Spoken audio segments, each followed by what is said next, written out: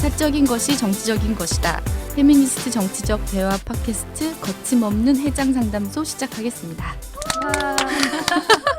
이게 마치 새로운 사람 괴롭히는 것처럼 오프닝 읽기가 돼버렸는데. 네, 안녕하세요. 갓김치입니다. 오늘도 새로운 패널과 함께 방송을 시작했고요. 저희가 지난주에 한 주 쉬었어요. 저희 사정상 오랜만에 찾아뵙게 되어 반갑고요. 오늘 오신 분 먼저 조금 소개하면서 시작했으면 좋겠어요. 먼저 인사를 먼저 그냥 해주시겠어요? 네, 안녕하세요. 마중물 쌤입니다. 마중물 쌤까지인 건가? 네, 마중물 쌤이에요. 마중물 쌤. 대본에 지금 마중물이라고 써 있는데. 마중물 쌤님. 네, 그리고 또 저희의 네, 안녕하세요. 장미꽃배입니다. 일단 새로 오신 분이 계시니까 잠깐 소개 먼저 듣고 얘기 나누면 좋겠습니다. 어떤 분이신지 들으시는 네. 분들께. 저는 본의 아니게 여러 논란에 서 있는 그냥 무명의 교사인데요.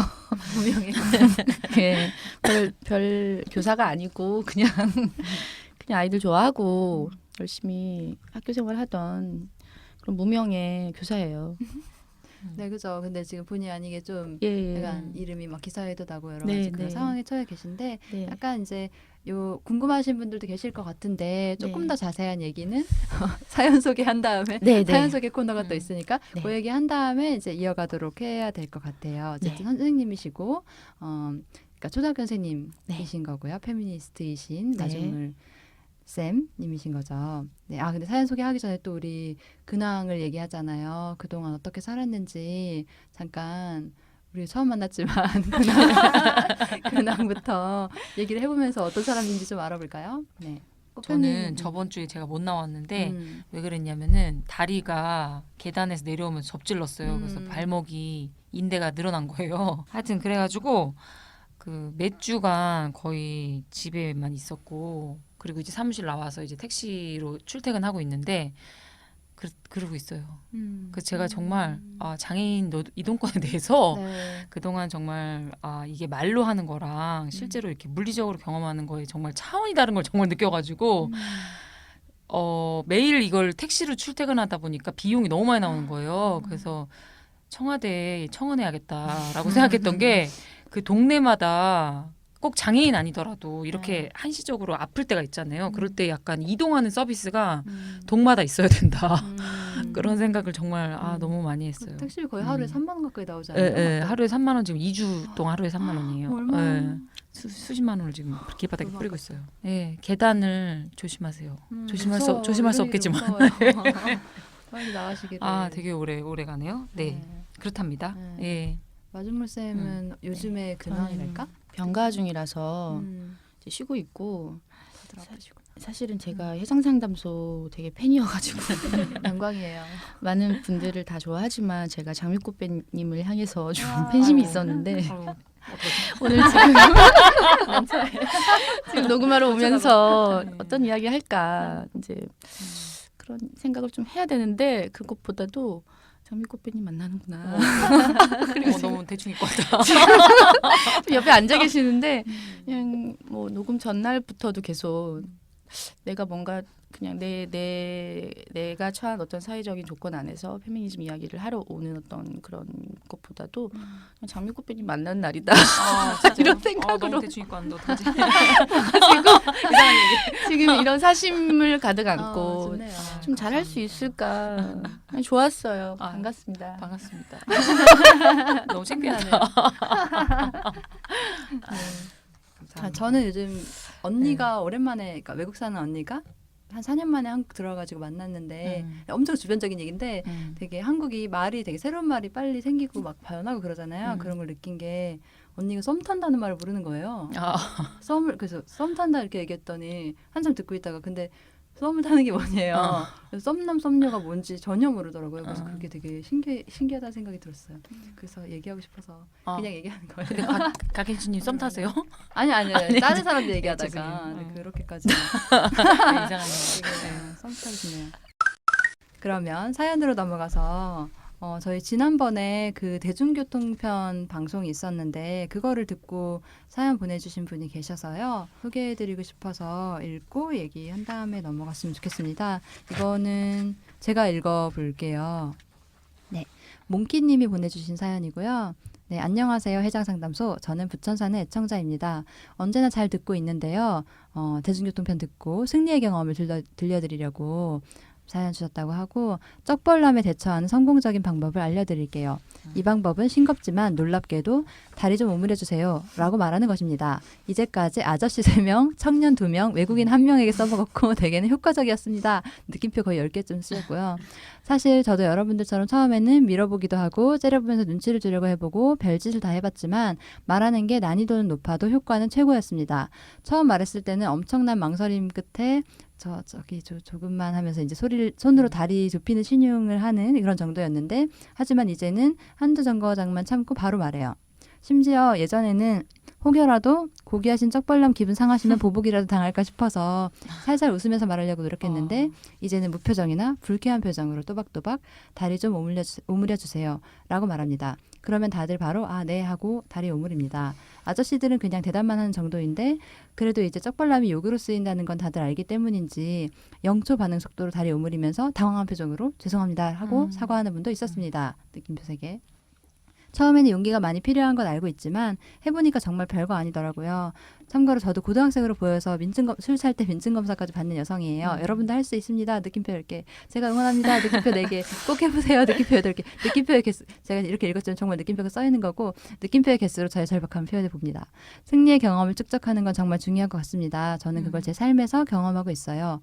쩍벌남에게 대응할 수 있게 된 건 최근 1, 2년 사이의 변화인데 지하철에서뿐만 아니라 생활 속에서 의사표현에 당당해지고 있고 두려움도 줄었습니다. 무엇보다도 제가 강해졌다고 느끼고 자존감도 높아진 것 같아요. 하면서 이제 다른 승리의 경험도 조금 공유해 주셨어요. 먼저 한 번은 만화방에 갔는데 예약 좌석인 줄 모르고 거기 앉으려다가 주인 아저씨한테 제지당한 적이 있었습니다. 새치기 하면 안 된다는 식으로 무례하게 말씀하시기에 그런 식으로 취급하시면 제가 불쾌합니다. 라고 분명하게 말씀드렸습니다. 되게 훌륭하시다. 예. 네. 그 아저씨가 이 아가씨가 하면서 기가 차다는 듯한 이제 그런 반응을 했는데 이것 역시 어엿한 승리의 기억으로 남아 있습니다. 아저씨는 계속 자기는 잘못 없다는 식으로 말했고 결국 미안하다고도 안 하시더라고요. 기분이 더러워져서 들어간 지 10분 만에 나갔는데 계산할 때도 1시간 요금 전액은 못 낼 것 같고 반액 내겠습니다 하니까 계산하신 아내분이 그러라고 했다고. 되게 멋지시네요. 그리고 또 한 번은 여자 화장실에서 혼자 볼일을 보고 있는데 통화를 하는 듯한 남자 목소리가 들리더니 그 남성이 제 옆칸으로 들어가 볼일을 보더라고요. 그래서 떨렸지만 나오면서 여기 여자 화장실이거든요 하고 소리쳤습니다. 물론 말하고 무서워서 발에 불 붙은 듯이 도망쳤습니다. 크크크. 이건 저의 안전이 걸려 있었기에 도망쳐서 반쪽짜리 승리라고 생각하지만 두려운 경험을 화났고 웃겼던 경험으로 승화시켰다는 의의가 있다고 생각해요. 그리고 알바하면서도 성격이 많이 바뀌었는데요. 기분 나쁜 반말 고객에게 고객님 죄송한데 반말하지 말아주세요. 라고 말했습니다. 물론 그걸 들은 손님이 윽박질러서 잠자코 듣고 있어야 했지만 이 역시 두려운 경험이라기보다는 화나는 경험으로 기억되고 패배가 아닌 승리의 경험으로 기억됩니다. 부가적으로 누가 새치기 할 것 같으면 저 여기 줄 선 건데요 하고 말하게 되었고 음식점에 들어갔는데 메뉴가 생각보다 별로면 다시 나올 수 있게 되었어요. 이거 뭔지 알 것 같아요. 약간 괜히 그냥 참게 되는 거 있잖아요. 또 오지랖이 늘었다고 해야 할까요? 앞 사람한테 가방 열려 있어요 같은 거 먼저 하고 그래요. 저도 제가 가끔 낯설어요. 근데 그게 그냥 불쑥불쑥 튀어나와요. 여러분도 꼭 경험할 수 있기를 바랍니다. 작은 것부터 시작해 보세요. 예를 들면 돌아보는 것부터 해보세요. 뒤에 따라오는 사람이 있는 것 같거나 대중교통에서 뭔가 닿거나 사진을 찍히고 있는 것 같거나 누가 쳐다보는 것 같을 때 즉각적으로 돌아보세요. 힐끗힐끗 보지 말고 목을 돌리고 눈도 크게 뜨고 최대한의 신체를 이용해서 당당하게 돌아보세요. 만약 혹시나가 역시나였다면 내가 쳐다보고 있다는 걸 상대가 알아채고 주춤하게 되고 우리는 정확한 상황 판단을 바탕으로 다음 액션을 생각할 수 있게 됩니다. 그리고 그게 혹시나로 끝나면 실체 없는 막연한 두려움, 불안함이 사라지는 거죠. 이렇게 하나씩 실천하다 보면 여러분도 어엿한 파이터가 될 수 있답니다. 네, 선배님. 네, 표현하세요. 싫은 걸 권하는 상대방에게 괜찮습니다. 라고 말해도 물러서지 않으면 싫다고요. 라고 말하세요. 이렇게 이제 쓰다 보니 길어졌다고 하시면서 너무 이제 전하고 싶은 말이 많았다고 하시고 여성운동의 역사는 일부러 기록하고 기억하지 않으면 휘발되기 쉽다고 들었다. 그래서 사연으로 승리의 자취를 남겨본다. 모두 화이팅 이렇게 보내셨어요. 박수가 나온다. 그러니까 너무너무 좋은 이야기. 네. 그리고 되게 해볼 법한 네, 노력해볼 법한 실천들인 것 같아요. 그리고 이런 거 돌아볼 때도 큰 동작으로 이런 디테일한 조언들 되게 도움되잖아요. 맞아요. 흙이 보지 말라 이런 거. 근데 되게 이분 사연 보면서 그래서 저도 약간 생각났던 게 예전에 공용 화장실에 이제 술집에 공용 화장실을 갔었는데 남자가 문을 완전히 열고 싸고 있는 거예요. 그래서 그때 완전 약간 순간 너무 열이 받아가지고 문을 닫으세요라고 했거든요. 그랬더니 그 사람이 진짜 사과하긴 하더라고요. 정말 죄송하다. 나가면서 그렇게 사과하더라고. 바로 닫았고. 되게 좋은 경험이었겠다. 예. 그래서 이분 말처럼 저도 무슨 말인지 알겠거든요. 그냥 정확하게 얘기하면 그 사람도 정확하게 의사 표현을 해주긴 하더라고요. 그게 마중물 떠올랐어요. 쌤은 이런 상황들에서 어떻게 하시는 편이세요? 저도 이런 식으로 대처를 많이 하는 편인데 저 같은 경우는 이제 주차할 때 아저씨들이 막 붙잖아요. 가르쳐 주려고. 내가 혼자 충분히 할 수 있는데 막 다가와서 가르쳐 주면 그냥 문 내리고 제가 혼자 할 수 있으니까 가르쳐 주지 마세요. 이렇게 되게 얘기하거든요. 정확하게. 네, 정확하게. 그럼 그냥 머스키 하시면서 가요. 머쓱함 참아야 돼요. 가거나 맞아. 아니면 봐. 잘하는지 안 하는지. 그러면 또 긴장되잖아요. 또 너무 잘하고 싶잖아. 가르쳐 특히 이제 측면 주차 같은 거 할 때인데 항상 이렇게 좀 곤란하다 싶을 때 도와주는 거긴 하잖아요. 그게 사실은 선한 마음인 것도 알아. 근데 사실은 남자 운전자였으면 그렇게 하지 않았을 거였고 굉장히 어떤 시혜적으로 나와서 막 가르쳐 주려고 하는 게 또 반말로 돌려 막 하잖아요. 여자 가르쳐 주는 거 진짜 좋아해요. 그리고 전 운전을 좀 하거든요. 특히 저 측면 주차 되게 도전감이 강해서 되게 좋아해요. 후면 주차보다. 다행이다.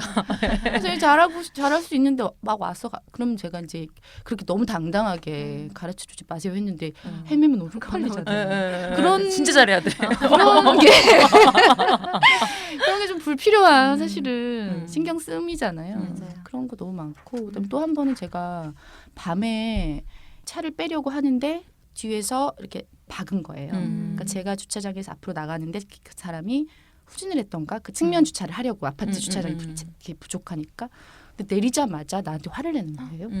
왜 헤드라이트도 안 켜고 출발하냐고. 본인이 박아놓고 그래서 제가 이렇게 창문 내리고 죄송하다라고 하면 괜찮아요. 제가 문제 삼지 않을 거예요. 와 진짜 되게 두 단계를 넘어섰다. 그냥 지금 죄송하다고 하면 되는 상황이에요. 그랬더니 죄송합니다. 어머! 진짜 이겼다. 대박. 와 진짜 나 이겼다. 이거 꼭 써먹고 싶어요. 네, 그래서 와. 지금 박은 게 누군데 그래서 뒤로 후진하다가 되게 여유롭게 이겼다. 예, 근데 근데 이런 약간 자기 뭐라 그럴까봐 일부러 그쵸. 손주신 거잖아요. 그리고 여자죠. 여자니까 여자인 걸 확인하고 어. 그렇게 적반하장으로 나간 거죠. 죄송합니다. 본능적으로 여자인 거 보고 근데 나온 이럴 거야. 때 되게 저 당황하면은 죄송합니다가 나와버리잖아요. 나도 이쪽에서 그래. 그래버리면 자기가 좀 제압할 수 있을 것 같으니까 그렇게 했을 때 근데 이제 이런 여유나 이런 대응이 그냥 나온 게 사실 아니잖아요. 그쵸.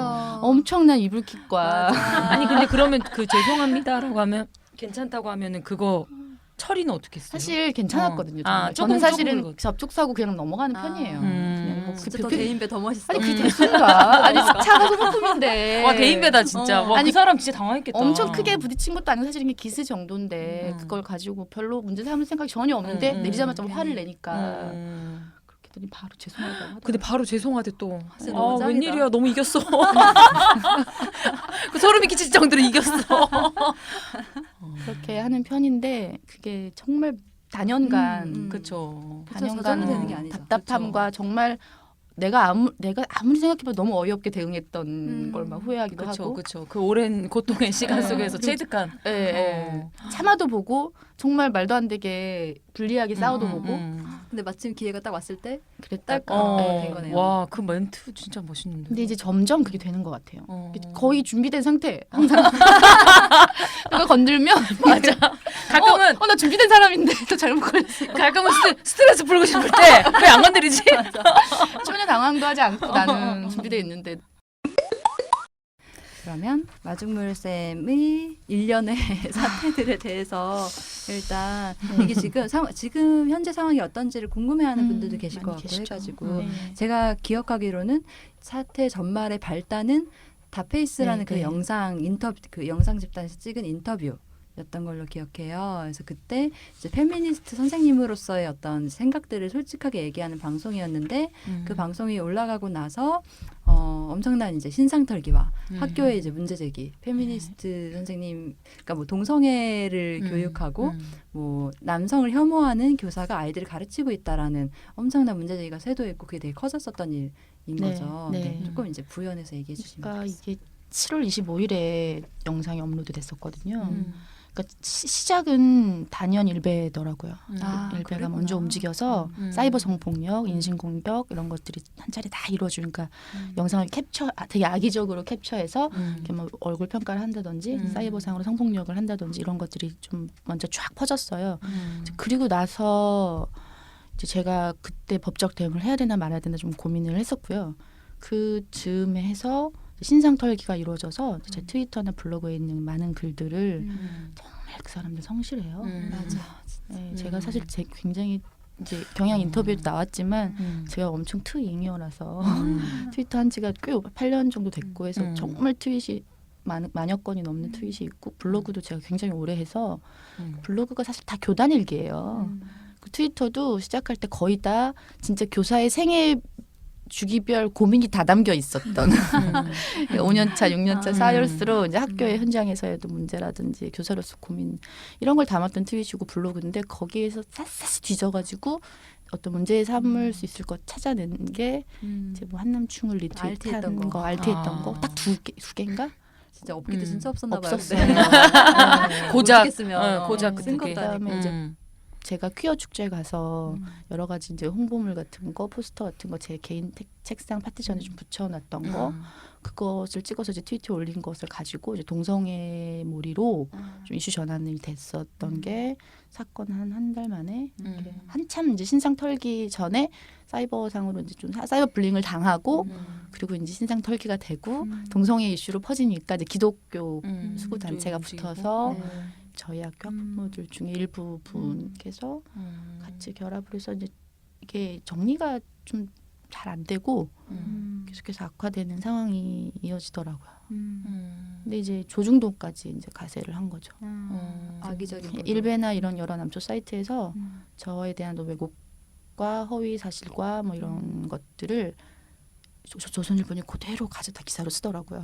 정말 깜짝 놀랐어요. 그러니까 우리 사회가 되게 일베와 예전에는 일베를 되게 선을 긋고 싶어 맞아요. 했잖아요. 그래서 어떤 일베는 굉장히 어떤 일부 환경이 적응하지 못한 루저들의 어떤 일탈적인 집단이다라고 선을 긋고 일반 남성들은 이렇게 자신은 거기와 되게 거리를 두는으로써 어떤 그런 뭔가가 있었는데 맞아요. 지금은 제가 이 사건 경험하면서 느낀 거는 되게 촘촘하게 연결되어 있어서 일베에서 한번 딱 가져가서 그거를 이제 악의적으로 이제 좀 자극적으로 이렇게 막 이렇게 부풀리기를 하니까 비슷한 내용이 전방위적인 남초 사이트로 싹 며칠 만에 퍼지는데 뭐 말해도 되죠 여기서 뭐 오유 이종격투기 NBA 모베드림 뭐 이런 사이트로 조금 결이 다를 수도 있잖아요. 사실 일베랑 본인들이 많이 다르다라고 그동안 믿어왔다면 같은 비판이어도 조금 다른 결. 그러니까 사실은 그 발화자의 신상을 털어서 문제 삼는 게 아니라 그 발화 내용을 가지고 비판적인 토론이나 이성적인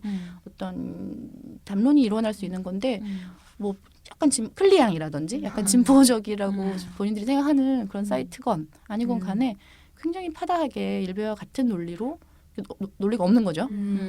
남성연대 그러네요. 이 문제는 진보 보수 없나 보네. 그러더니 이제 조중동까지도 사실 조중동이 아무리 보수 언론이고 이렇게 좀 올바르지 않은 언론의 형태를 많이 보여왔지만 그래도 그렇게 메이저 언론이 일베에서 이렇게 말하면 시작된 얘기를 싸놓은 똥을 이렇게 받아다가 메이저 정말 그래도 메이저 언론이 그러니까 그 조선일보가 보도한 내용 중에는요 저한테 전화 한 통화만 하면 바로 거짓이라는 게 판명되는 정말 간단한 취재라고도 할 수 없는 되게 간단한 검증만 해도 아닌 걸 알 수 있는 내용들이 되게 많아요. 그대로 실려거든요. 예를 들어서 그 학부모 220명이 다 항의를 하러 왔다고 했는데 그 사실이 전혀 아니고 그 학부모 간담회였는데 너무 논란이 이제 커지고 이제 학교 교사들이나 학부모들이 좀 불안감이 높아지고 그럼 당연히 아이들과 안정적으로 수업이 안 되니까 학교에서는 어떻게 해서든지 이제 소통을 해서 만들어 보려는 자리였고 학부모님도 그걸 요구했고 학교도 이제 그런 자리를 열었던 건데 그래서 이제 이 사건이 궁금해서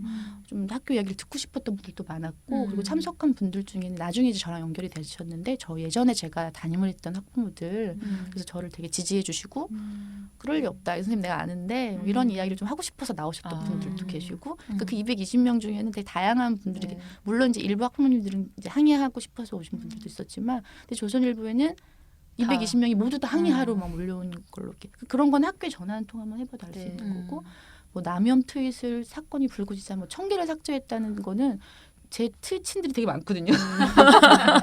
왜 제가 이 오랜 역사의 트윗을 하고 있었단 말이에요.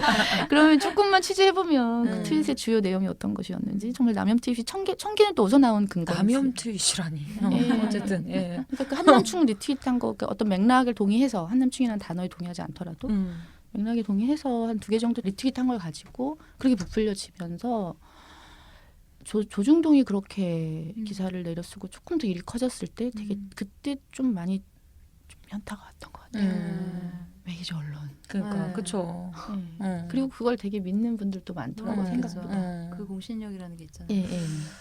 아, 진짜 열받을 것 조선일보, 조선일보. 근데 참. 조선일보에서 나가니까 바로 중앙동아가 같은 따라. 날 바로 따라 정말 복붙으로 내더라고요. 그 사람들은. 아, 참. 자기가 자판을 두드리지도 않는 그러니까 취재라는 취재도 것이 안 아예 하고. 없는 그러니까 그런 식으로 전개가 됐고 뭐 학교를 계속 전화 세도하고 막 민원 이런. 전화가 굉장히 많이 갔고요. 그 중에는 학부모 해당 학부모가 아닌 분들도 많아서 그리고 한 번 민원 전화가 오면은 응대가 그죠, 안 끊죠. 안 끊어요. 그래서 사실은 학교에 민원을 받는 담당 교사가 있는 것도 아니잖아요. 다 아이들과 만나는 교사들이에요. 그래서 교사의 그런 진을 그렇게 빼면 안 되거든요. 어쨌든 교사는 하루 종일 아이들과 만나고 아이들과 생활하는 어떤 직무 특성상 그런 민원 전화에 너무 취약하고 맞아요. 어렵죠. 단체도 취약한데. 예. 예, 그걸 맨날 받아도 그러니까 사실은 취약한데. 아이 한두 명을 키우는 부모조차도 피곤하고 힘들고 스트레스 받으면 아이한테 다 거기 가잖아요. 그쵸. 그런 상황을 이제 교사들이 겪어내는 걸 또 이 문제를 촉발시킨 당사자로서 계속해서 지켜봐야 되니까 나 역시 피해자로서 힘들지만 또 어떤 미묘한 네, 그런 또 그랬을 것 같아요. 감정적인 힘듦이 있었어요. 네. 그래서 이제 지금은 그런 이제 힘듦 속에서 일단 휴직을 네, 결정하시게 된 상황이신 거죠. 네, 일단 몸이 너무 많이 안 좋아졌고요. 네. 이제 정신과 치료 받고 있는데 음. 급성 우울증 진단을 해주시더라고요. 일상생활이 유지가 안 된 지가 지금 3달이잖아요. 예, 그래서 또 워낙 그렇게 트위터 밖에 쓰셨을 정도로 예. 이 교사로서의 생활에 대한 음, 애정이나 의지가 되게 크셨던 거잖아요. 근데 그것을 완전히 방해받고 매도당하고. 의심당하고 그리고 그게 그냥 일부만이 아니라 전 사회적으로 막 이렇게 예, 하는 과정이 너무 힘들었을 것 같아요. 예, 그 동료 교사들 네. 이제 그런 상황에서 좀 지지가 되어주는 그럼요. 예, 저는 아마 우리 학교가 아니었으면 이렇게 버텨내지 못했을 거다. 그러니까 두 가지인데 혁신학교이고 굉장히 진보적이고 되게 자기성찰적인 교사들이 많아요. 그래서 이제 페미니즘이라는 거에 대한 굉장히 사회적인 오해나 왜곡이 있잖아요. 그 단어 자체가 되게 오염되어 있고 그럼에도 불구하고 이게 교육에 필요하다라는 이야기들을 되게 마음을 열고 그런가 한번 나도 관심을 가져봐야 되나 뭐 이런 식으로 오픈 마인드인 교사들이 되게 많은 학교예요.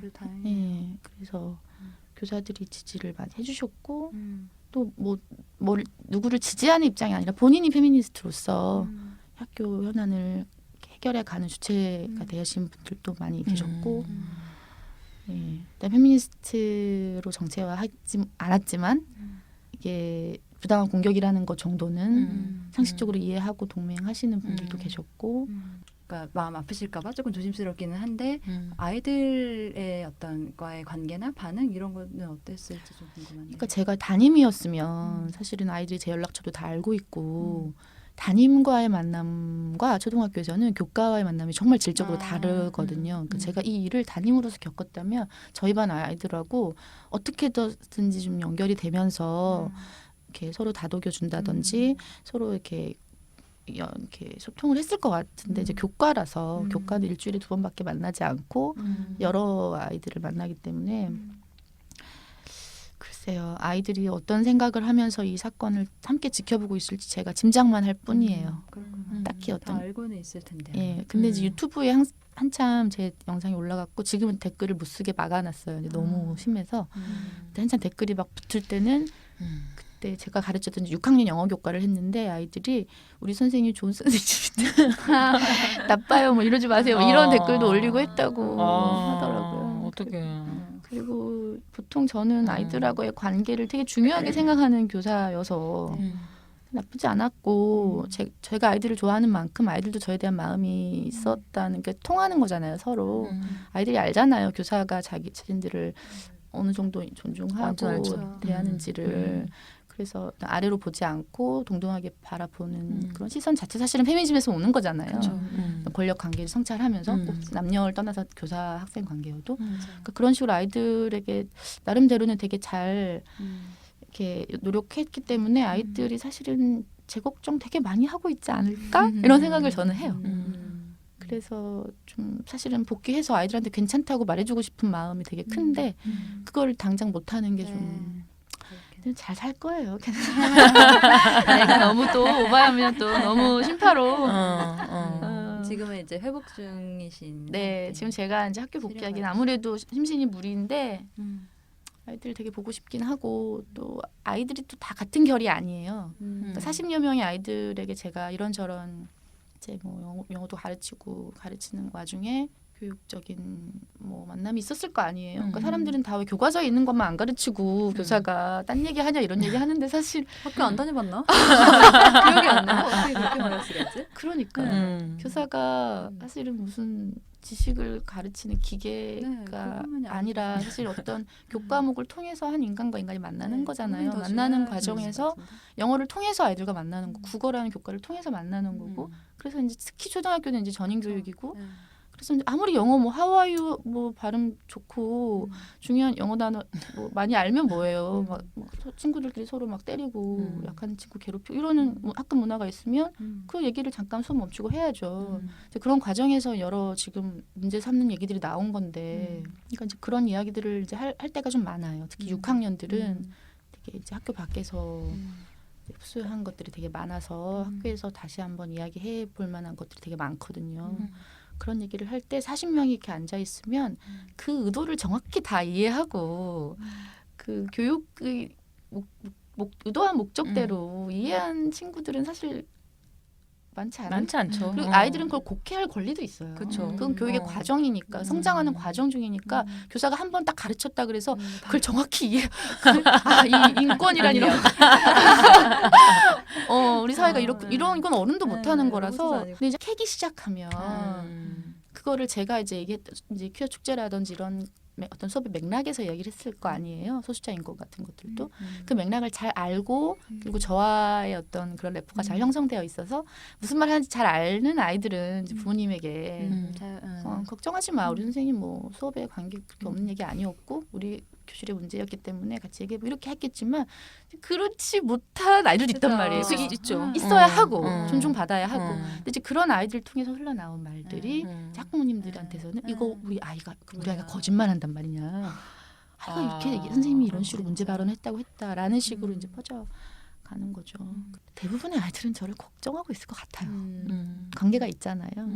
근데 또 일부 아이들은 되게 해맑을 것 같기도 하고 그럴 수 있고 그래야 하고. 그리고 그때 이제 이 사태를 가지고 이제 우리에겐 페미니스트 선생님 필요합니다라고 이제 다른 여러 단체들이랑 같이 지지하는 활동도 하고 그랬었던 거 알고 계시죠? 네. 민우에도 이 활동을 하는 것에 대한 항의 전화 같은 게 몇 번 오고 그랬던 걸로 기억하는데 후배님도 전화 받으셨었고. 맞아요. 제가 전화 받았는데요. 언제지? 일주일 전인가? 하여튼 며칠 전에 받았는데 그 성교육 표준안 그때 그 부산에서 무슨 에이즈 관련해가지고 막 보도됐던 그때였던 것 같아요. 자기가 뭐 무서웠나 뭐 어쨌나 막 그러면서 그 성교육 표준안 얘기 들었는데 자기가 딸이 있는데 뭐 에이즈 얘기를 하는 거예요. 아니 뭐 그 요즘에 페미니즘 가르친다고 동성애 문제로 막 그런다고 하더라. 자기 뭐 교회에서 들었나? 그 따님을 이해하신다면은 그런 문제는 아니다. 막 이분이 굉장히 막 승질내는 스타일은 아니었어요. 맞다. 뭐 계속 맞대요. 또 내 말이 맞대. 근데 에이즈가 창궐한다. 모든 게 기승전결이 에이즈야. 근데 뭐 성교육 다 좋고 또 갑자기 성평등 괜찮대요. 성평등 괜찮은데 뭐 그 선생님 얘기하면서 근데 뭐 동성애 뭐 이런 것도 하면 어떡하냐. 에이즈 많이 걸리면 어떡하냐. 계속 얘기가 또 성평등은 또 괜찮아 이해를 하는 거예요. 그래서 뭐지 이 사람은. 하여튼 그렇게 얘기하다가 결국 그분이 소리를 욕을 빡 하고 끊었어요. 이겼네. 내가 그래서 이긴 거라고 생각 못하고 뭐지 뭐 이렇게 동료 활동가들이랑 진짜 열받는다고 왜 이 사람 좀 왜지 왜 이렇게 꽂혀있지 막 그랬더니 그렇게 승질낸 거면 이긴 거라고. 전화연속 하다가 마지막에 욕설을 뭐 똑바로 하라고. 처음부터 하지 그냥. 그니까요. 시간을. 아니 왜 논리적인 척해 그냥 얘기해. 처음부터 지금 시간을 몇 분을 지금 20분을 통화를 했는데 왜 쓸데없는 얘기하고 있어. 하여튼 근데 에이즈 얘기를 하여튼 기승전 에이즈였던 그분 스스로의 어떤 공포인 것 같았는데 이렇게까지 굉장히 단체에 적극적으로 전화할 정도까지의 분노라는 게 도대체 왜 네. 이렇게까지 하는가 나는 정말 특히 그 동성애를 가르친다 이거에 꽂힌 네. 사람들 진짜 많은 것 같아요. 요즘에. 그래서 그렇게. 그런 얘기도 해서 동성애를 가르친다고 동성애가 확산되지 않는다. 그거는 그런 얘기가 아니다. 이분한테 뭐 이성애도 가르치면 확산되지 않겠어 이런 말을 할 수는 없었고 근데 그분은 그거에 대한 공포도 굉장히 커 보이긴 하더라고. 동성애란 말을 언급하면 동성애자가 알게 된다. 눈 알게 된다. 뜬다. 눈 뜬다.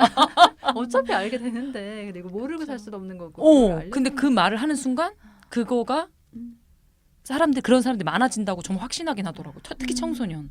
그러니까 제가 제 사건이 네. 이렇게 동성애 이슈로 변질될 때 음. 가장 먼저 그 앞에 붙었던 게 학문 섹스거든요. 맞아요. 그러니까 동성애 얘기도 그냥 동성애 얘기가 아니라 갑자기 뜬금없이 나타났어 학문 섹스가. 선전물 프린트 자료가 있어요. 대뜸 학문 섹스도 인권이란다. 동성애를 조장하는 죄니 뭐 이렇게 쓴 거예요. 저는 그러면 한 적 없거든요. 왜 학문 섹스에 대한 사실은 이성애 얘기를 하면서도 섹스 얘기를 네. 거의 하지 않잖아요. 동성애 하면 왜 바로 그렇게 성애화 맞아요. 시키는지. 그게 되게 먹힌다는 걸 너무 알고 있기도 한 것 같아요. 사람들이 이제 되게 싫어할 만한 것을 전면화해서 얘기하는 방식으로 하는 거 그런 것. 근데 이 사람들이 절묘한 게 최연희 교사가 학문 섹스를 아이들에게 가르쳤다. 이렇게 하면 완전 명예훼손 허위 사실이잖아요. 그러니까 그냥 문장을 붙인 거예요. 이 사람들도 내가 그런 말을까지는 하지 않은 걸 아니까 정황상. 근데 이제 그거 연결시키고 싶은데 그렇게 인용을 하면 이제 내가 하지 않은 말을 했다는 허위 사실이 이제 너무 고소에 걸릴 걸 아는지 그냥 아무 맥락 없이 제 사건 앞에 그냥 학문 섹스라고 크게 그것부터 시작하는 거예요.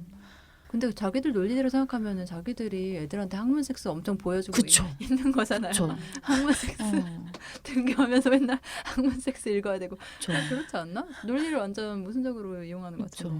네. 그런 이제 헤쳐나가는 여러 네. 고난이 있는 가운데 오늘은 이제 마중물 쌤 오신 김에 학교에서의 페미니즘, 페미니즘 교육에 대한 얘기를 조금 더 구체적으로 들어보고 싶어요. 일단 잠깐 얘기 나왔었던 그 학교 성교육 표준안도 이제 많이 문제가 되었었는데 이게 교육부에서 이렇게 성교육을 하라고 약간 지침처럼 내려왔던 것이잖아요. 뭐 너무 기가 막히고 많이 알려져 있기는 한데 그냥 몇 개만 조금 얘기하면 이제 성폭력 발생을 예방하는 방법. 가급적 알바를 하지 않는다. 뭐 유난히 좋은 조건 알바를 믿지 않는다. 뭐 이렇게 돼 있거나 아니면 이성 친구와 단둘이 있는 상황을 만들지 않는다. 뭐 이런 식의 그렇게 하면 성폭력이 발생하지 않을 수 있다. 네, 예방하는 예방된다. 방법으로. 그리고 남녀의 차이 같은 거를 뭐 여자는 무드에 약하고 남자는 누드에 약하다 이거 자기 완전 순철산이라고 생각하고 넣었는지 뭔지 모르겠는데 이런 걸 넣는다든지 이 얘기 진짜 아직까지 하네요. 그러니까 너무 재밌다고 생각하나 봐요. 깔깔깔 이런 거 있잖아요. 이거를 깔깔 유머. 무슨 회식 자리에서 해도 짜증나는데 그러니까요. 교육 무슨- 지침에 무드에 약하고 누드에 약하다. 이 얘기 진짜 너무 오래 한다. 그리고 뭐 지하철에서 성폭력 예방하는 방법으로 그러니까 만약 가까이 이렇게 다가오면 실수인 척 발등을 밟는다. 실수인 척? 이게 무슨 일이에요? 왜 또 실수인 척 해야 돼요? 이런 걸 만드는 과정이 저는 궁금한데 가방- 이게 컨펌을 받고 내려와서 전달된다는 그러니까. 것도 너무 황당하고 아니 가방끈을 길게 뒤로 맨다 이건 뭐죠? 그 몰카 이런 건가? 그리고 데이트 성폭력에 대해서도 데이트 비용을 많이 사용하게 되는 남성 입장에서는 여성에게 그에 상응하는 보답을 원하기 마련이다. 이 과정에서 원치 않는 데이트 성폭력이 발생할 수도 있다. 와, 이 고등교육에서 이런 게 어떻게 시침으로 내릴 수 음. 있는 건지. 상응하는 보답을 원하기 마련이다. 모든 뭐 이 세 가지 모든 문장에서 다 본인의 자기 얘기 경험과 아니에요? 욕망이 엄청 자기 투영되어 얘기 있는 아니야? 너무너무 신기한 것 같아요. 어. 예, 그러니까 어쨌든 이런 식으로 그러니까 교육 현장에 내려오는 어떤 지침이라는 게 있는 상황일 정도로 전반적인 분위기나 뭐 인프라나 이런 게 많이 딸리는 상황인 거죠. 근데 이런 상황에서 이제 페미니스트로서의 이 교육을 해나가는 사람들이 그래도 있는 거잖아요. 곳곳에. 그쵸. 그래서 뭐 고군분투하기도 하고 모임을 만들기도 하고 여러 가지 이제 실천들을 해나가는 과정들이 있을 것 같아요. 네, 사실 성교육 표준화는 너무 음. 문제가 많아서 사실은 이제 좀 TF팀이 꾸려져서 이걸 좀 수정해보자라고 해서 모인 팀이 하나하나 분석하다가 포기했어요. 이건 폐지해야 된다. 이건 어떻게 손댈 수가 네. 없다. 그러니까 아까 뭐 읽어주셨지만 남성은 굉장히 충동적으로 성욕이 드러나는 존재이다. 그래서 여자가 알아서 좀 피해야 된다라는 이게 일관적인 그 주조거든요. 그리고 뭐 이성교제가 건전하지 못했을 때 성폭력이 발생할 수 있다. 전형적으로 성폭행 피해자의 행실을 문제 삼는 지금 사회적 통념, 잘못된 통념을 그대로 교육. 근데 아마 이걸 보고 그냥 그렇지 하고 이렇게 그쵸. 하는 사람도 많을 거잖아요. 그쵸. 교사 네. 중에서도. 네. 네. 폐지가 답인데 음. 교육부 입장은 지금 이게 폐지할 의지가 없다는 게 자꾸 확인이 되거든요. 음. 교섭을 하거나 큰일이죠. 소통을 해보면. 음. 근데 이제 다행히 지금 여가부랑 뭐 여러 이렇게 움직임은 있어요. 어떻게든 문제적인 건 맞으니까. 사실 이게 문제적이지 않고 논란이 되지 않을 자신이 있으면 이걸 까야 되는데 사실 본인도 되게 숨기고 있거든요. 네. 성평등 표준은 되게 보기 힘들어요. 맞아요. 교사들도 이걸 되게 안 음. 풀거든요. 그래서 일반 음. 학교에서 교사들은 또 인식 차이가 있기 때문에 아까 말씀하신 것처럼 이게 뭐 네. 문제 있나? 문제인가? 교사들과 문제죠. 교사들끼리 싸워야 되는 그쵸. 거. 이게 국가적으로 시스템이 안 갖춰졌을 때 늘 개인들의 불화로 이어지잖아요. 그래서 결국에는 이런 문제 제기하는 사람이 네. 좀 까칠하고 좀 문제 있는 사람으로 보통 이제 낙인 찍혀 생활을 하게 되죠. 저는 또 그런 거 되게 궁금하거든요. 제가 주변에 초등학생 나이대의 인간이 하나도 없어요. 그래서 너무 미지의 존재들인 거고 제가 접하는 거는 이제 TV도 잘 안 보고 이래가지고 제가 접하는 건 가끔 왜 뭐 시사이나 이런 기사에서 얼마 전에도 네. 뭐 그 인터넷 방송 같은 거 보면서 여성 혐오를 배운 초등학생들에 대한 기사 뭐 이런 거라든가 아니면 일베나 댓글에 이제 초등학생인데 엄청나게 패륜적인 말을 쓰는 것 이렇게 이거나 아니면 이제 완전 뭐 페미니즘에 관심 있는 어떤 초등학생들의 이야기 이런 양극단을 듣는 거예요. 그래서 실제 현장에서의 어떤 역동은 훨씬 복잡하고 스펙트럼이 다양할 것 같은데 뭔가 이제 사회에서 그러니까 자기가 그냥 익숙하게 듣던 메시지와 선생님이 얘기해 주는 것에 충돌이 있을 때의 그런 반응들 이런 게 좀 궁금하긴 하거든요. 이건 정말 너무 스펙트럼이 정말 다양하고 학교라는 공간은 결국 사회 안에 있기 때문에 사회를 다 반영하잖아요. 우리 사회가 굉장히 양극화된 사회잖아요. 그리고 부모의 케어를 받는 친구들은 너무 심하게 받고 안 받는 친구들은 완전 방치되는. 그 실제로 학원을 많이 돌고 아이들이 어떤 학업적인 아동 학대를 많이 받잖아요. 그런 아이들은 사실은 이런 혐오 컨텐츠에서는 또 오히려 또 보호가 되는 측면이 있어요. 학원 뺑뺑이 돌다가 집에 가면 열시고 자니까 과일 챙겨준 거 먹고 자잖아요. 근데 이제 학원을 다니는 게 좋은 게 아닌데 정말 이상한 상황이죠. 그러니까 학원을 못 다니는 형편이에요. 그렇다고 해서 학원을 안 다니는 시간에 뭐 어떤 다른 시스템이 없으니까 학교라든지 공적 시스템이 없잖아요. 방과후 뭐 프로그램이라든지 이런 것들. 꼭 학교 안에서 방과후 말고 지역적인 방과후 프로그램이 다른 나라에 되게 많잖아요. 그래서 근데 거의 방치되어 있는 경우에는 다 어디로 가겠어요. 되게 손쉽게 손에 들고 있는 그쵸. 스마트 유튜브 PC방 가고. 이걸로 이제 사실은 그리고 이제 BJ들의 어떤 그런 유튜버들의 그런 컨텐츠들이 거의 심의를 받지 않고 그러니까 아이들이 너무 재밌는 거죠. 네, 그럴 것 같아요. 자극적이고. 그리고 그걸 제지할 어른이 없고 초등학교만 해도 성별 권력이랄까 이게 교사 권력을 앞서진 않아요. 음. 초등학교 아이들은 그래도 교사 권력이 좀 더 우위에 있달까? 음. 전복되는 일이 별로 없게 6학년 정도 음. 되게 좀 세 보이려고 하는 남자 아이들 무리 정도에서 좀 반전 많이 되거든요. 선생님을 저 여성으로 환원시켜서 보려고 하는.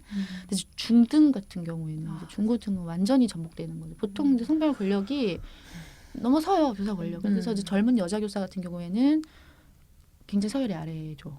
또 사회 조직에서 늘 서열을 간파한다고 하잖아요. 사회 심리학적 용어로 이렇게 약자들 늘 간파하잖아요. 누가 누구 민지를 그렇죠. 그냥 살아남으니까. 본능적으로. 근데 학생은 이제 학교에서 가장 약자니까 그런 걸 굉장히 잘한단 말이에요. 딱 보면은 젊은 여자 선생님은 보통 잘 나가는 일진 소위 일진이나 그런 애들보다 항상 밑에 있고 그러니까 사실 굉장히 교육하기 힘든 상황인데 보통 이제 그런 젠더적인 문제는 이제 교사의 자질에서 이슈화가 안 되니까 보통 이제 교육자로서 자질이 부족한 거 아니냐. 그런 이제 사회적인 문제보다는 교사로서 좀 카리스마가 없고 교육자 잡아야 되는 제압하지 자리를. 못한다. 그러니까 남자 교사가 필요하다. 뭐 이렇게 또 가는 거야 논리가. 아니 제가 네. 갑자기 생각이 났는데 제가 예전에 그 어느 이렇게 약간 뭐라고 해야 되지 또 이렇게 진짜 표현하기 어렵네요. 네. 가난한 동네에 있는 그런 이렇게 사회복지 기관에서 인턴을 했었는데 그때 중학생들을 인권 교육을 하는 그런 역할이었어요. 근데 너무 폭력이 노출돼 있고 이 혐오 컨텐츠가 이제 거의 이 학생들의 거의 일상인 그런 한 10년 전이었는데 근데 그 남학생들이 외모 품평을 있잖아요. 사람이 서서 뭘 하잖아요. 인권을 지금 이 와중에 인권을 얘기해. 이 와중에 막 그 영화 있잖아요. 무슨 브루스 올마이티 이런 거를 보고 말도 안 되는 그런 거 하는데 뒤에서 나의 그 말을 만드는 거 있잖아요. 그 10대들 말 외계어 같은 거 그때 만들었던 것 같아. 근데 어느 순간부터 들리더라고.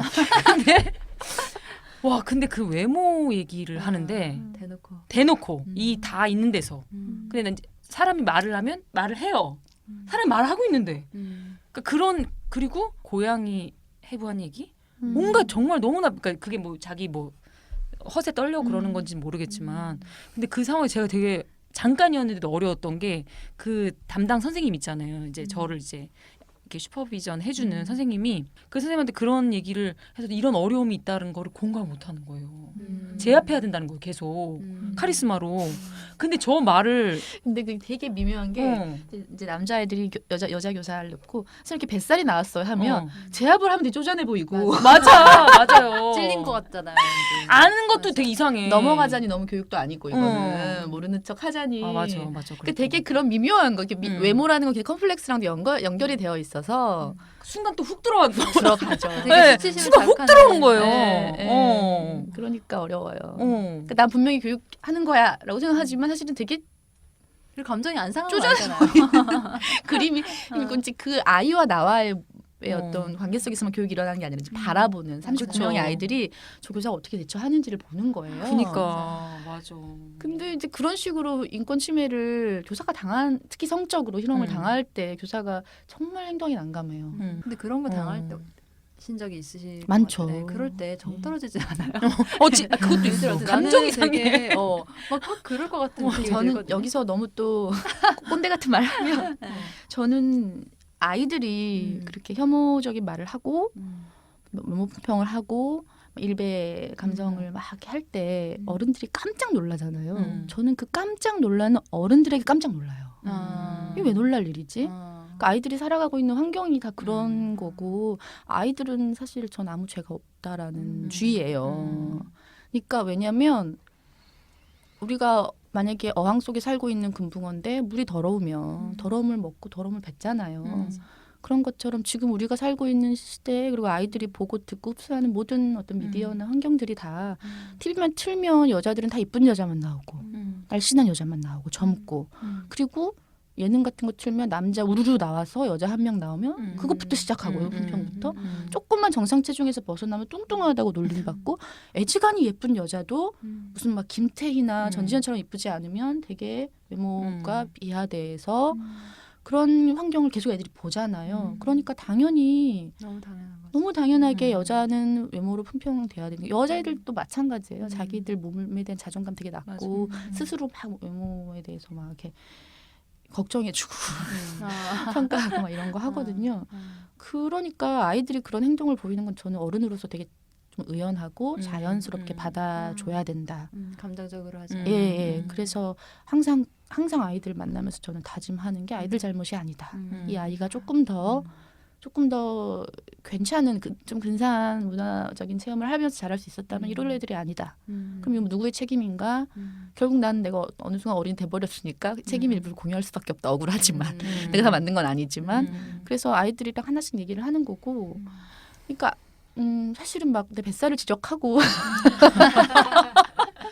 근데 대단하시다. 난 진짜 그때 3개월인데요. 중도에 하차했거든요. 멘탈이 굉장히 강해야 되는구나. 그쵸. 그리고 교육에 대해서 굉장히 신뢰하시는 거예요. 네. 난 그걸 신뢰할 수가 없는 거야. 여기서 인권교육을 하다니 지금 이 상황에서 인권교육을 하는데 인권 침해 당하는데 그때 또 막 어려가지고 페미니즘 폭발할 때예요. 그래서 아니 이건 너무 젠더가 이상한 거 아닌가 막 그런 그러니까 이게 왜냐면 그러니까 성인이랑 그러니까 청소년의 관계라는 것도 있잖아요. 그러니까 그런 걸 통찰하지 못하고 너무 난 못 해먹겠다. 그리고 중도에 하차했어요. 중도에 하차했는데 나한테 맨날 외모 품평하는 그 남자 학생이 지하철에서 만났는데 고개도 못 드는 거예요. 그게 집단 안에서 그 집단 안에서만 네. 하는 거예요. 근데 네. 만났는데 그래서 그때 약간 놀라게 했어요. 그때 이제 끝내고 이제 가는 너무 그런 아이 같아 보이지. 너무 청소년으로 딱 보이더라고요. 근데 이 딱 집단 안에서는 역동이. 그 마증물 쌤이 정말 그런 교육자로서의 그 애정과 그게 없으면 이게 머리로 생각하는 거랑 실제로 그걸 하는 건 정말 근데 다 아이들이 바로바로 나와요. 뭐 제가 머리를 바꾸다. 선생님 그걸 안 어울려요. 전에 예뻤어요. 화장 왜 했어요? 막 이런 거 이상하다 막 이렇게 얘기하거든요.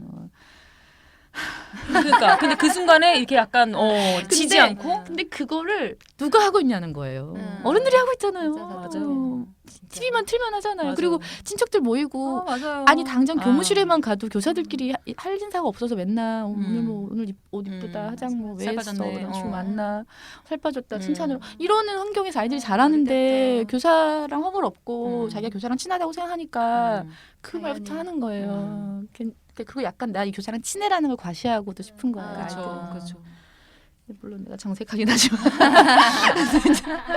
근데 이제 그래서 맞아. 아까 이제 인권 교육을 하실 때 그렇게 교육 지금 생각하면 참 아니 아이들을 모아놓고 인권 교육을 한다라는 그 형식이 전 너무나 싫은 게 그 맞아. 형식 자체가 너무 인권적이지. 맞아. 모르는 그러니까 사람 와가지고 맞아. 그거 다 알거든요 아이들. 아니 이미 끝났어요. 들어가자마자 네. 뭐야? 아니 쟤 뭐야? 그때 그랬거든요. 그러니까 이제 가끔씩 와서 인턴이랍시고 대학생이 와서 인권 교육을 해. 근데 자기는 모든 사람이 가정폭력에 노출돼 있었고 여학생들은 정말 그런 성폭력이나 이런 거가 거의 뭐 아무렇지도 않게 얘기하고 그리고 이제 막 정말 막 그런 어떤 기준, 폭력에 대한 기준 이런 게 없는 게 동네를 돌아다니면 패싸움을 해요. 있잖아요. 그 학교랑 학교끼리 붙는 거 있잖아요. 그걸 막 봐. 그럼 나 너무 무서워. 그냥 이 상황이 너무 무서워. 근데 여기서 인권이란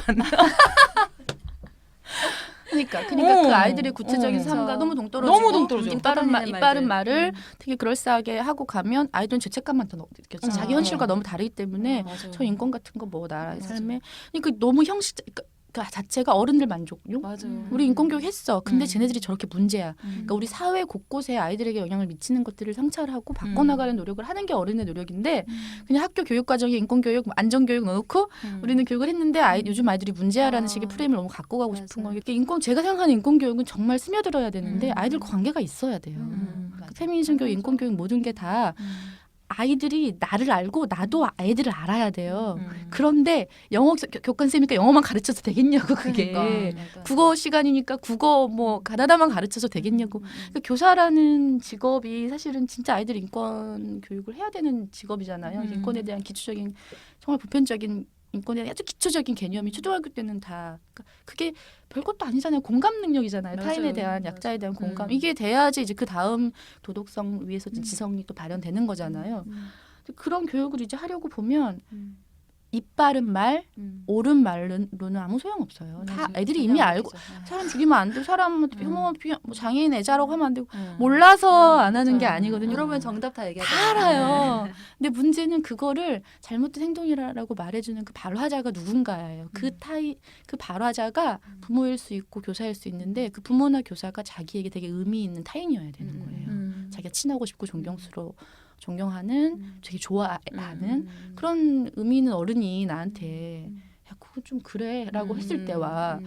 인권 교육 해가지고 막 프랭카드 걸고 알지도 못하는 순간. 3시간 반 동안 PPT 막 해가지고 전혀 안 들어오는 거죠. 그러니까 음. 사실은 제가 페미니즘 교육을 제가 관심을 갖고 나서 처음에는 이 좋은 메시지를 아이들한테 막 잘 전해야겠다 이런 느낌만 있었어요. 그래서 막 페미니즘 수업을 막 잘 설계해보고 어떤 막 자료도 많이 모아서 페미니즘 수업을 막 기승전결 막 짜서 이 정도로 논리적이고 과학적인 어떤 세계 여성 뭐 현실의 통계와 뭐 이런 6학년한테 분석해보고 막 자기 뭐 모든 토의해가지고 발표도 해보고 막 그런 준비를 하다가 그게 한 5, 6년 전이고 한 최근에 깨달은 거는 그런 게 아니구나. 그냥 교사가 최선을 다해서 좋은 어른이 돼주는 거야. 진짜. 그 아이에게 내가 너를 정말 좋아하고 아끼고 그리고 수업도 되게 열심히 준비해야 돼요.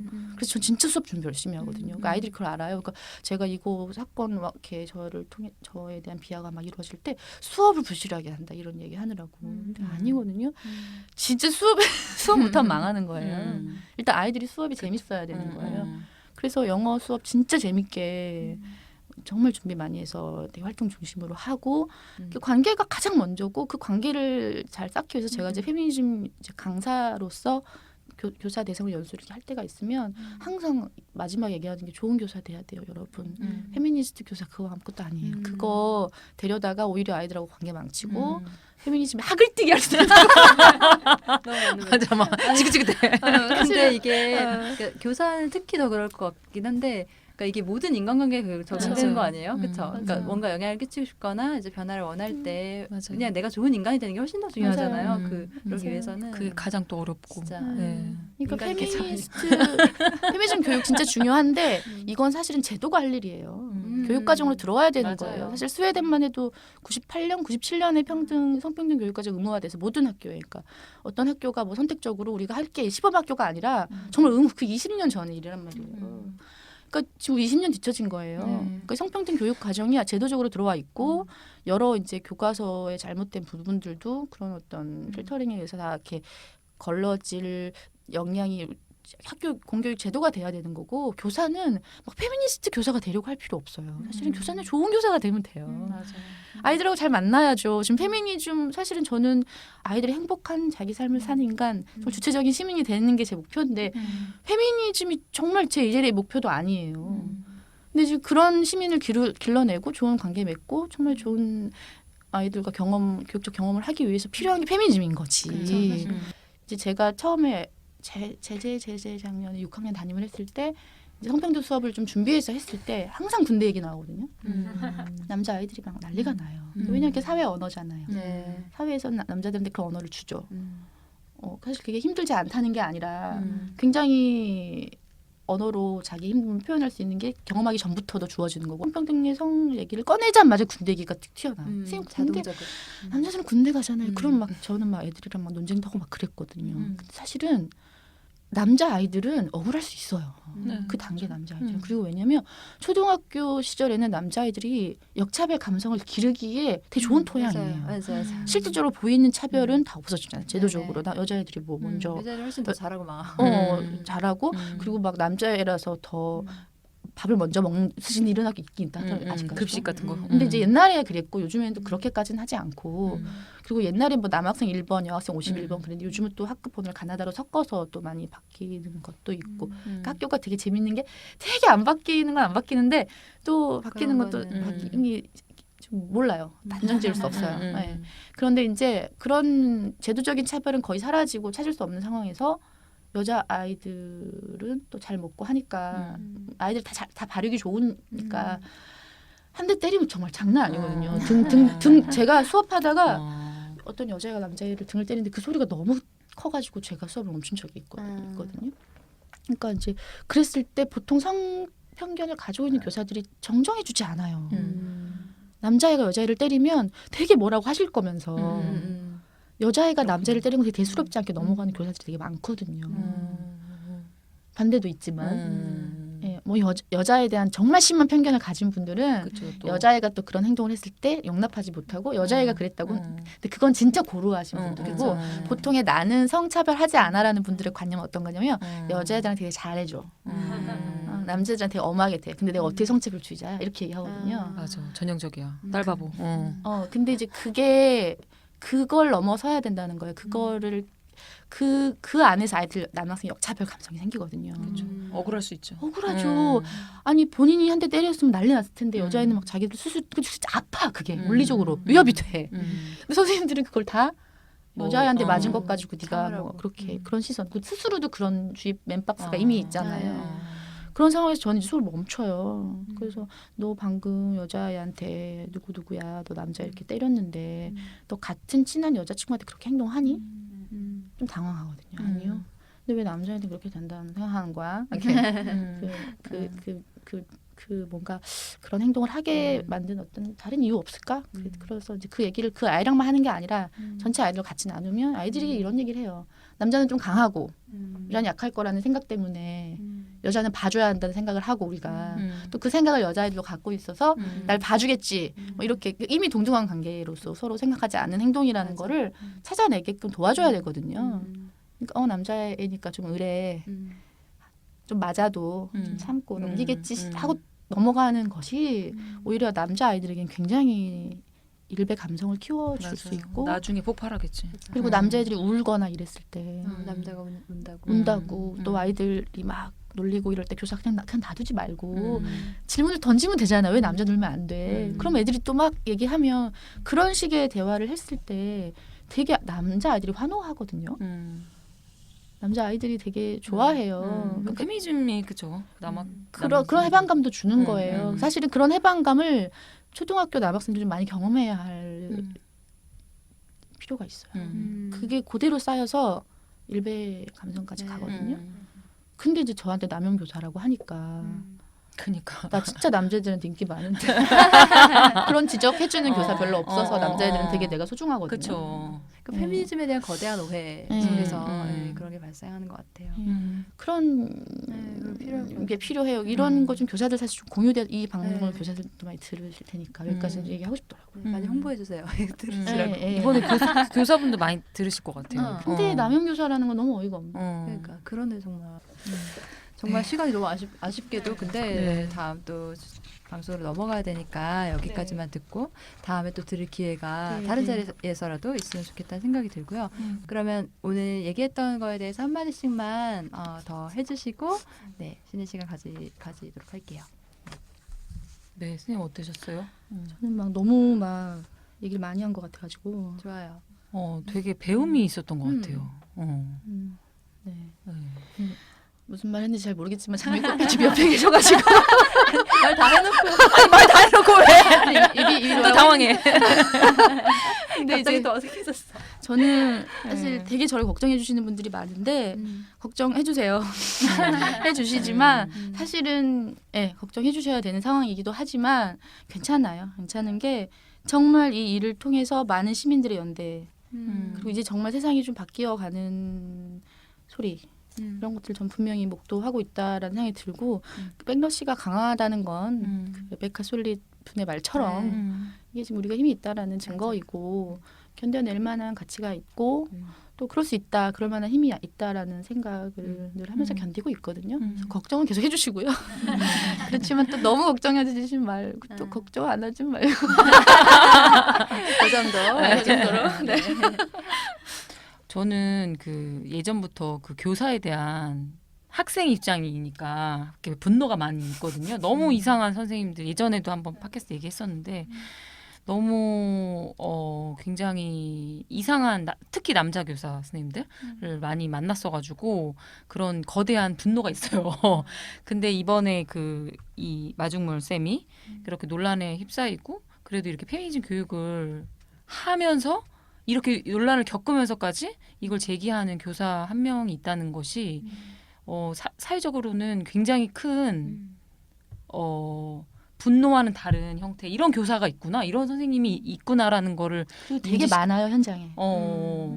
그게 저한테는 좀 새로운 것이었고 이번에 녹음한다고 해서 저도 예전에 그 여자 선생님이 떠오르는 선생님 몇 명 있긴 하더라고요. 그 안에서 본인이 할 수 있는 방식으로 고군분투했던 선생님들도 생각이 나서 예, 그런 측면에서 힘내시기 어렵겠지만 힘내셨으면 좋겠고 굉장히 많은 분들이 지지하고 있다는 거를 체감하시면 좋겠다는 생각을 했어요. 네. 저 들으면서 저희 이제 단체 활동하면서 이제 이쪽에서 움직이는 거 그리고 교육 현장에서 막 움직이는 이게 다 연결돼서 같이 가는 거다라는 느낌이 더 되게 생생하게 들어가지고 되게 힘이 나는 것 같다는 생각 들으시는 분들도 그랬으면 좋겠습니다. 네, 그러면 저희는 잠시 쉬어